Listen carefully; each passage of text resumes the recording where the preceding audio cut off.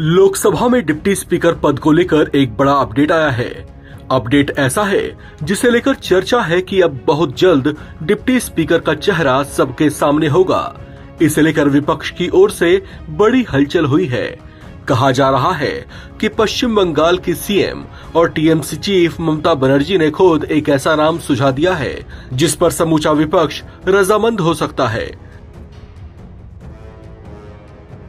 कहा जा रहा है कि उन्होंने इसे लेकर केंद्रीय मंत्री राजनाथ सिंह से फोन पर बातचीत भी की है।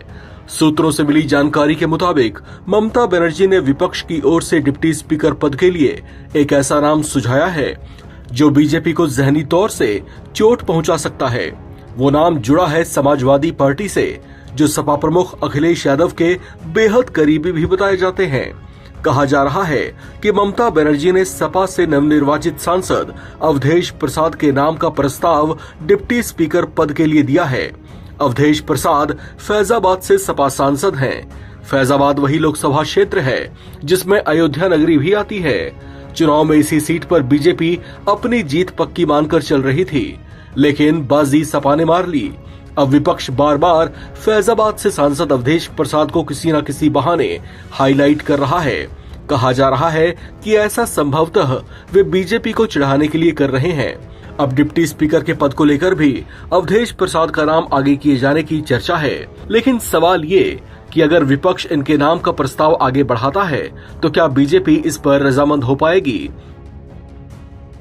उधर इंडिया ब्लॉक में चर्चा इस बात को लेकर भी थी कि कांग्रेस खुद इस पद पर अपनी पार्टी से किसी चेहरे को बैठाना चाहता है, लेकिन सूत्रों के मुताबिक ममता इस बात पर अड़ी हुई हैं कि डिप्टी स्पीकर के पद पर विपक्ष से ही कोई गैर कांग्रेसी चेहरा होना चाहिए। ऐसे में सपा के अवधेश प्रसाद का नाम उनकी कोई रणनीतिक सोच हो सकती है।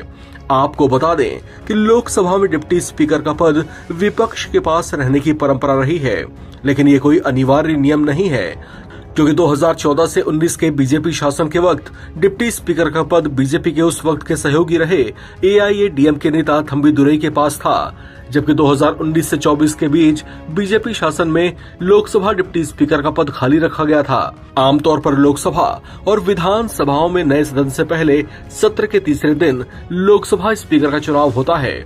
उसके दूसरे सत्र में डिप्टी स्पीकर को चुने जाने का सिस्टम रहा है। हालांकि कोई अनिवार्य नियम नहीं है, क्योंकि पहले सत्र में भी डिप्टी स्पीकर को चुना जा सकता है।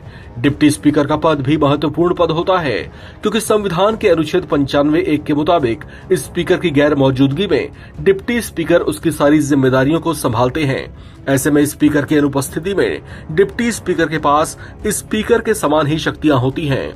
आर्टिकल 93 के मुताबिक सदन में सदस्यों के शपथ के बाद जल्दी से जल्दी नवनिर्वाचित सदस्यों में से सर्वसम्मति या चुनाव कराकर एक स्पीकर और एक डिप्टी स्पीकर का चयन किया जाना चाहिए। इस खबर में फिलहाल इतना ही। बाकी अपडेट्स के लिए आप बने रहें एनबीटी ऑनलाइन के साथ।